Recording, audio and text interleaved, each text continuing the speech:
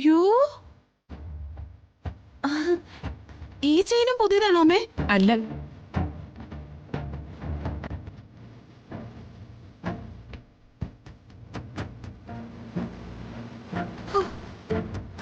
ഇതൊക്കെ അമ്മ വന്ദനയ്ക്ക് വേണ്ടി കരുതി വെച്ചിരിക്കുന്നതാ അല്ലേ?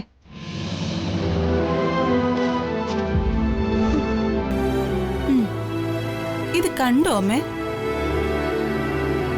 ഈ മാലയുടെ ഒരു കണ്ണി പൊട്ടിയിരിക്കാൻ തുടങ്ങിയിട്ടേ മാസം 3 ആയി. ഇതൊന്നും ഒട്ടിച്ചു താന്ന് ഏട്ടനോട് എത്ര തവണ പറഞ്ഞു എന്നറിയോ അമ്മയ്ക്ക്? ആര് കേൾക്കാൻ? എന്റെ സങ്കടം എനിക്ക് എന്റെ അമ്മയോടല്ലാതെ മറ്റാരോട് പറയാൻ പറ്റും? മോള് വിഷമിക്കണ്ട. പൊട്ടിപ്പോയ നിന്റെ താലിമാല ഞാൻ ശരിയാക്കി തരാം. അതുവരെ ഈ മാല നീ നിന്റെ കഴുത്തിലിട്ടോ. അമ്മ ഇത് പിടിച്ച് ഞാൻ വാങ്ങിക്കാം.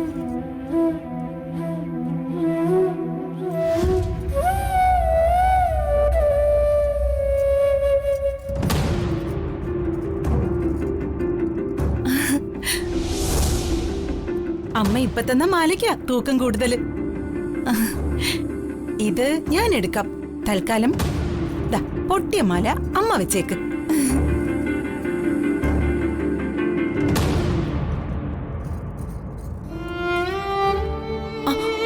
അയ്യോ അമ്മേ, ഞാൻ ചെല്ലട്ടെ. അവിടെ പിള്ളേരെ എന്നെ കാണാണ്ട് പുകയില് തുടങ്ങി കാണും. പോട്ടെ അമ്മേ. പിറന്നാൾ അമ്മയുടേതാണെങ്കിലും കോൾ അടിച്ചത് എനിക്കാ.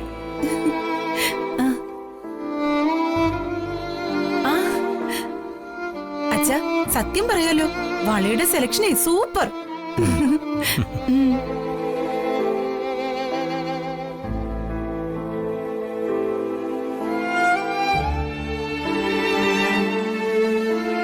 ആ മാല നിന്റെ അമ്മ നിനക്ക് സമ്മാനിച്ചതാണെന്ന് പറഞ്ഞ് നിധി പോലെ നീ കാത്തുവച്ചിരുന്നതല്ലേ? അതെന്തിനാ നീ അവക്ക് കൊടുത്തത്? അതെ, എന്റെ അമ്മ മരിക്കുന്നതിന് മുൻപ് എനിക്ക് സമ്മാനമായി തന്ന മാലയത്. അത് ഇന്ന് ഞാൻ എന്റെ മകൾക്ക് സമ്മാനമായി കൊടുത്തുന്ന് കരുതിയാ പോരെ? എന്നാലും വന്ദനയുടെ വിവാഹം എപ്പോ വേണമെങ്കിലും നടക്കാമെന്നൊരു സാഹചര്യത്തിൽ മാല ദാനം ചെയ്തത് മോശമായിപ്പോയില്ലേ ചന്ദ്രു? വന്ദനയുടെ കല്യാണത്തിന് മൂത്ത മകൾ അവളുടെ കഴുത്തിൽ മാലയില്ലാതെ വരുന്നത് അതിലും മോശമല്ലേ?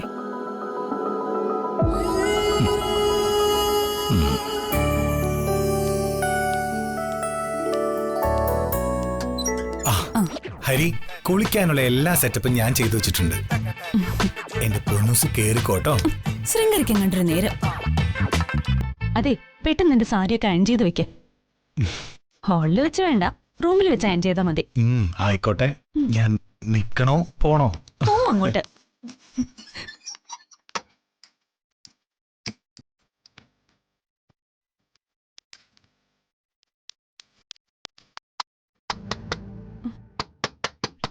എന്താ മനോജേ?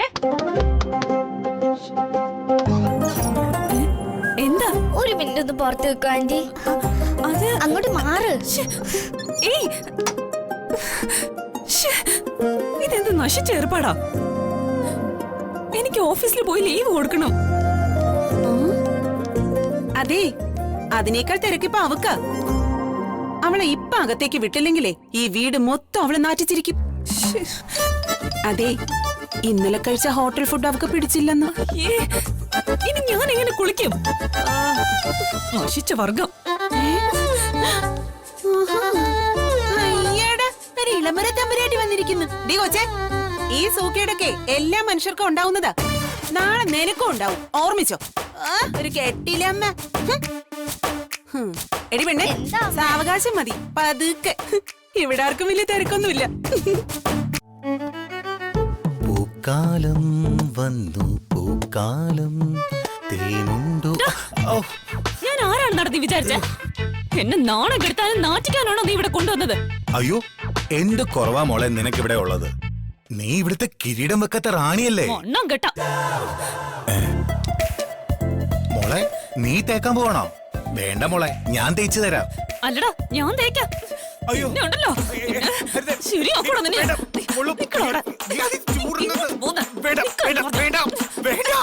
എന്റെ പൊന്ന് ഹരിതേ, വേണ്ട ഹരിതേ, വേണ്ട ഹരിതേ. അയൺ ബോക്സ് ചുട്ടു വഴിതിരിക്കുക. ദേഹത്തുകൊണ്ട് പുള്ളി അറുത്ത്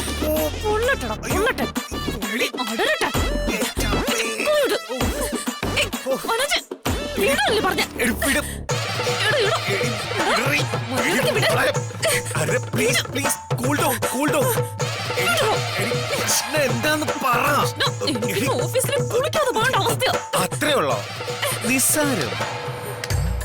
മോളെ എടി, കുളിച്ചില്ലെന്ന് ആരും അറിയാതിരിക്കാൻ വേണ്ടി ബ്രാൻഡഡ് പെർഫ്യൂം ഒക്കെ ഇരിപ്പുണ്ടല്ലോ. പെർഫ്യൂം എടുത്തടിക്കട്ടെ? വേണ്ട, ഈ വക ഉടായ്പകളൊന്നും എന്നോട് വേണ്ട. ഞാൻ ആരാന്ന് നീ മറക്കുന്നുണ്ട്. വെറും ഒരു സാധാരണക്കാരന്റെ മകളല്ല ഞാൻ, അറിയാലോ. എന്റെ അച്ഛൻ മുൻ MLA-യും രാഷ്ട്രീയ ശകുനിയുമായ കരുണാകരക്കുറുപ്പ.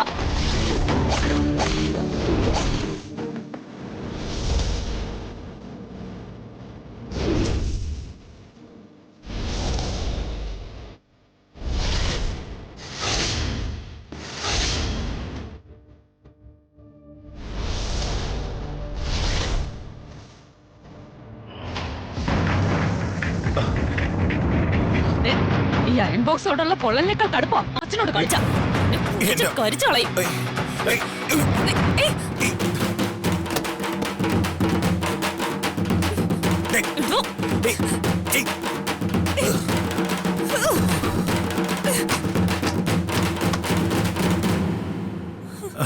ഹരിതേ, നീ ദേഷ്യപ്പെടാനുള്ള കാരണം ഇതുവരെ പറഞ്ഞില്ല. കാര്യം പറഞ്ഞാലല്ലേ പരിഹരിക്കാൻ പറ്റൂ. പറഞ്ഞിട്ട് എന്താ ഫലം? നട്ടലില്ലാത്ത നീ എങ്ങനെ പരിഹരിക്കാനാ? നീ എന്നെ ഉപദ്രവിക്കുന്ന കാര്യം അച്ഛനോട് പറഞ്ഞാലുണ്ടല്ലോ, വച്ചേക്കില്ല നിന്നെ. അറിയാം, ഒന്നും കെട്ടിപ്പടുക്കാൻ അറിയില്ലെങ്കിലും തകർക്കാൻ നിന്റെ അച്ഛൻ കരുണാകരക്കുറുപ്പിനെ നന്നായിട്ട് അറിയാം. ഇഷ്ടപ്പെടാത്തവരെ നശിപ്പിക്കുന്ന ഭസ്മാസുരൻ.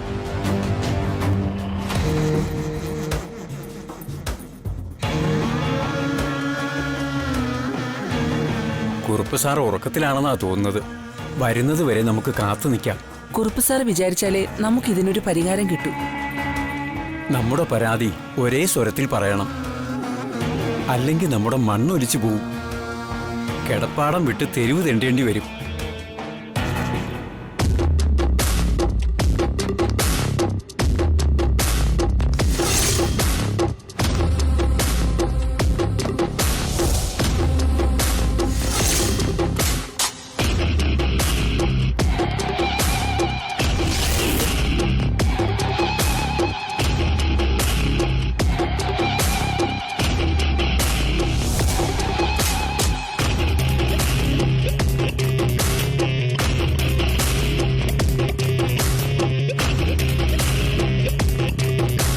തൊഴിലാളി കൂട്ടങ്ങളാ പുറത്തു വന്ന് നിൽക്കുന്നത്.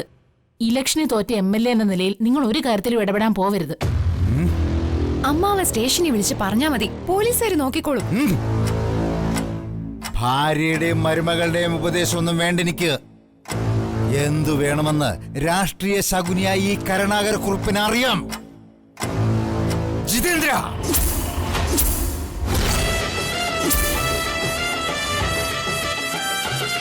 എടാ, അവനെ വിളിച്ചിട്ട് എന്താ കാര്യം? രാഷ്ട്രീയ പ്രശ്നങ്ങളിൽ ഒന്നും നേരിടാനുള്ള ബുദ്ധിയോ സാമർഥ്യമോ ഒന്നുമില്ലാത്തവനാ. ചിരിച്ചും കളിച്ചും തിന്നും കുടിച്ചും നടക്കുന്ന ഒരു പാഴ് ജന്മം. എന്താടി, നിന്റെ ഭർത്താവിനെ കുറിച്ച് പറഞ്ഞപ്പോ നിനക്ക് നോവുന്നുണ്ടല്ലേ? ഞാൻ പറഞ്ഞത് സത്യമല്ലേടി?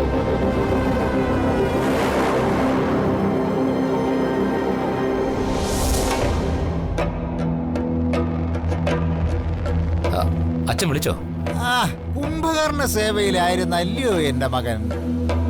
ഇവിടെ പുറത്ത് തടിച്ചുകൂടിയിരിക്കുന്ന ആ തെണ്ടി പരീക്ഷകളെ തല്ലി ഓടിക്കാം. ചെല്ലടങ്ങോട്ട്. അവരെ തല്ലി ഓടിക്കാൻ പാടില്ല അച്ഛാ. അവരൊക്കെ അച്ഛന്റെ വോട്ടർമാരല്ലേ?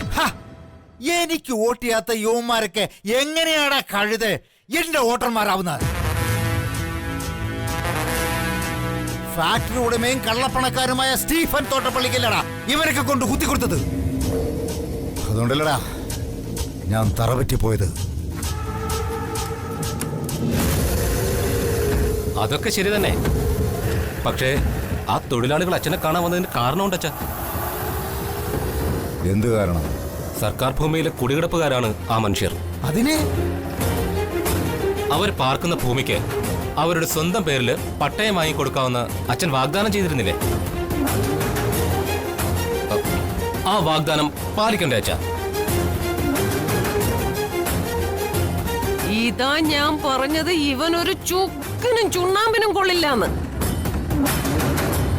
പക്ഷേ നിന്റെ ഇളയ മകനുണ്ടല്ലോ ജഗൻ, അവനാണടാ നിന്റെ പാരമ്പര്യത്തിനിണങ്ങുന്ന രാഷ്ട്രീയക്കാരൻ. രാഷ്ട്രീയത്തിൽ കാല് എവിടെ ഉറപ്പിക്കണം, കരുക്കൾ എങ്ങനെ നീക്കണം, എവിടെ മുങ്ങണം, എവിടെ പൊങ്ങണം എന്നൊക്കെ ശരിക്കും അറിയാവുന്ന തന്ത്രജ്ഞൻ.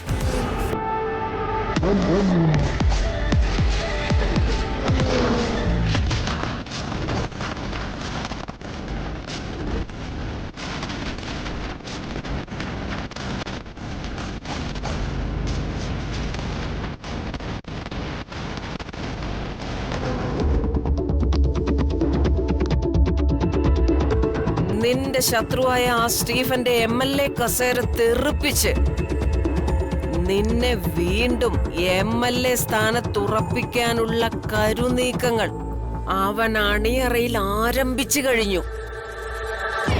ജഗനെ വിടാതെ പിടിച്ചോടാ മോനെ.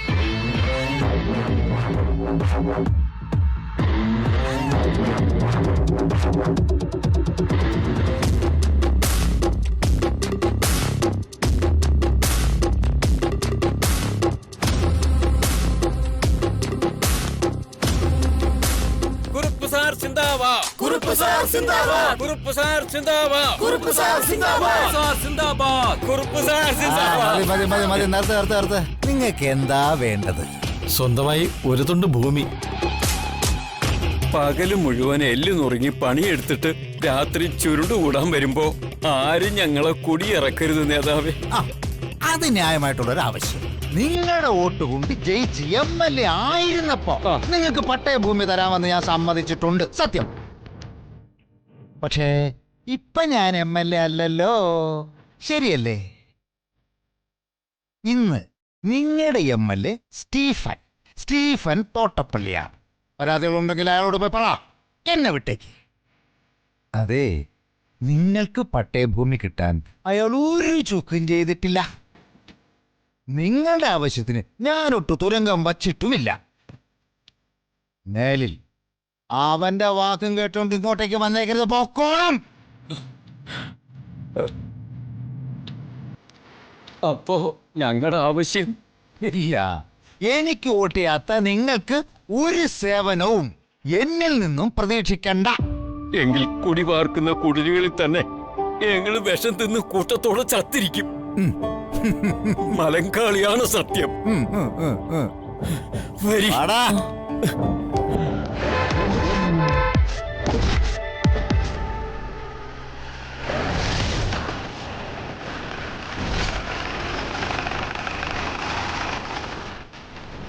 ജഗൻ സാറാ?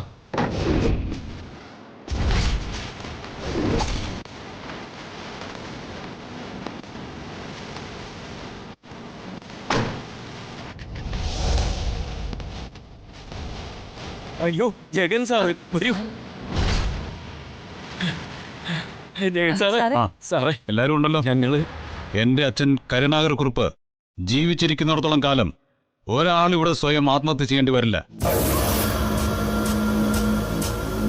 ഞാനത് സമ്മതിക്കില്ല. മതി മതി മതി. മുൻ MLA കരുണാകര കുറുപ്പിന്റെ സ്വാധീനം കൊണ്ട് തന്നെ നിങ്ങൾക്ക് പട്ടയഭൂമി കിട്ടിയിരിക്കും. ജഗൻ സാർ സിന്ദാബാദ്. ജഗൻ സാർ സിന്ദാബാദ്. ജഗൻ സാർ സിന്ദാബാദ്. ജഗൻ സാർ സിന്ദാബാദ്. ജഗൻ സാർ സിന്ദാബാദ്. ജഗൻ സാർ സിന്ദാബാദ്. ജഗൻ സാർ സിന്ദാബാദ്. ജഗൻ സാർ സിന്ദാബാദ്. മതി മതി, നിങ്ങൾ നിർത്ത്. സ്റ്റീഫൻ തോട്ടപ്പള്ളിയുടെ സ്പിന്നിംഗ് മില്ലിൽ ഇപ്പൊ ചാനലുകാർ ഒന്നടങ്കം കാത്തു നിൽക്കുന്നുണ്ടാവും. നമുക്ക് അങ്ങോട്ട് പോവാം. പട്ടയഭൂമി പ്രശ്നം നടക്കാതെ ഇത്രയും കാലം നീണ്ടുപോകാനുള്ള കാരണം എന്റെ അച്ഛൻ കരുണാകര കുറുപ്പാണോ സ്റ്റീഫൻ ആണോ എന്നുള്ള സത്യം നിങ്ങൾ തിരിച്ചറിയണം. വാ. ജഗൻ സാർ സിന്ദാബാദ്. ജഗൻ സാർ സിന്ദാബാദ്. കുറുപ്പ് സാർ സിന്ദാബാദ്. കുറുപ്പ് സാർ സിന്ദാബാദ്. വാ.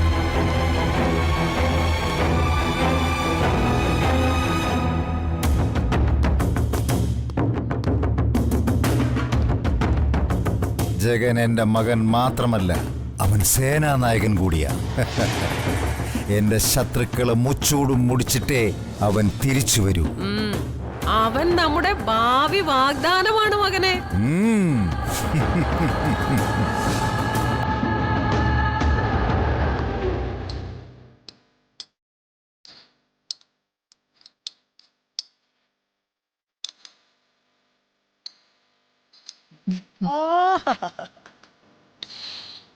പായസത്തിന്റെ ഗുമ എന്നുള്ള മണം അടിക്കുന്നു.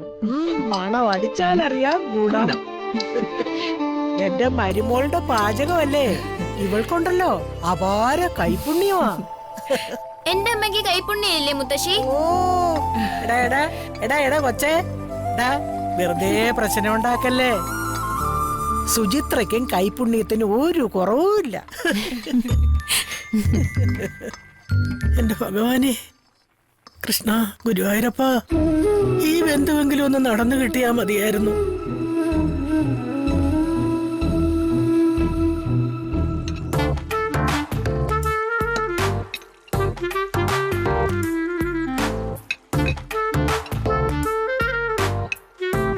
എന്റെ അമ്മോ, കാലിന് എന്തോ ഒരു വേദന.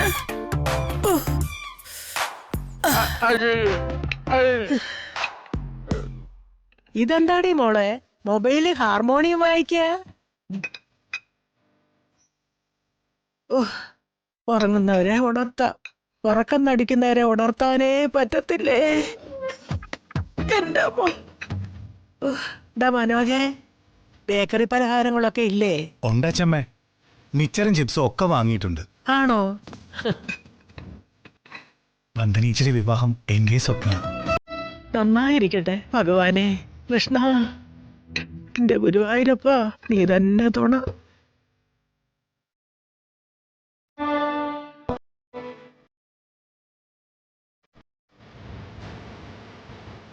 അവരെ ഇനിയും കാണുന്നില്ലല്ലോ. വല്ല ട്രാഫിക് ബ്ലോക്കിലോ മറ്റോ പെട്ട് കാണാം. ഈ ബന്ധം ഉറപ്പായി നടക്കുമെന്ന ബ്രോക്കർ ഗംഗാധരൻ പറയുന്നത്. നല്ല കുടുംബക്കാരാ, ചോദ്യവും പറച്ചിലും ഒന്നുമില്ല. പയ്യൻ നല്ല സ്മാർട്ടും വിദ്യാഭ്യാസ യോഗ്യതയുള്ളവനുമാണ്.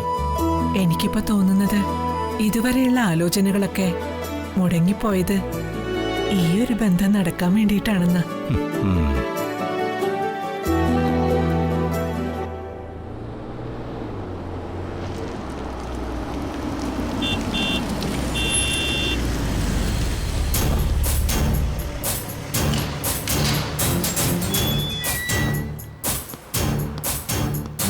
വണ്ടി കയറ്റിവിട്. കയറ്റിവിടാൻ വരട്ടെ.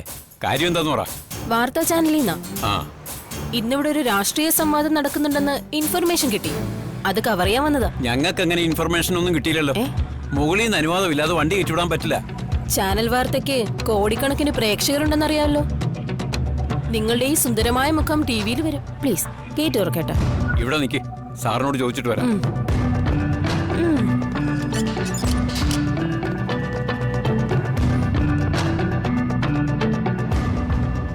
അതെ, ഞാൻ ചാനലുകാരുമായിട്ട് സംസാരിച്ചു.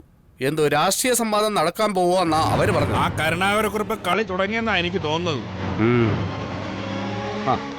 സ്റ്റീഫൻ സാർ വരുന്നു.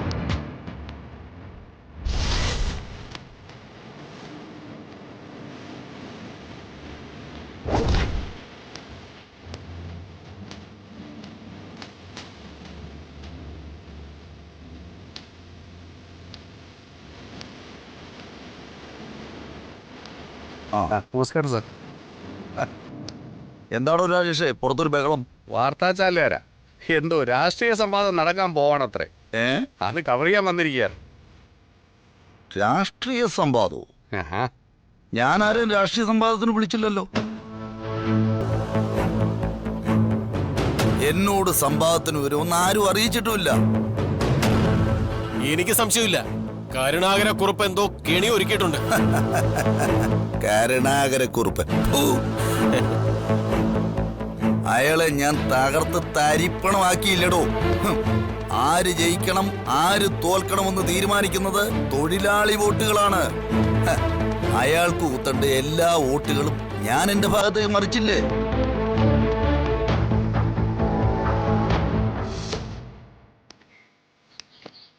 പക്ഷേ ക്യാമ്പ് നടക്കുന്ന സ്ഥലത്തെ ലൊക്കേഷൻ ഞാൻ സെൻഡ് ചെയ്തേക്കാം.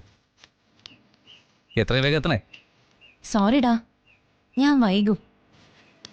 ഇന്ന് എന്റെ മന്ദന ചേച്ചിയെ പെണ്ണ് കാണാൻ ആള് വരും. ഉച്ചവരെ ലീവ് പറഞ്ഞേക്ക്. ക്യാമ്പിന് ലീവൊന്നുമില്ല. ആ, നിന്റെ ചേച്ചിയുടെ വിവാഹ കാര്യമല്ലേ, നീ അത് കഴിഞ്ഞ് നേരെ ഇങ്ങ് വന്നാൽ മതി. ശരി ശരി, നീ ഫോൺ വെച്ചേക്ക്.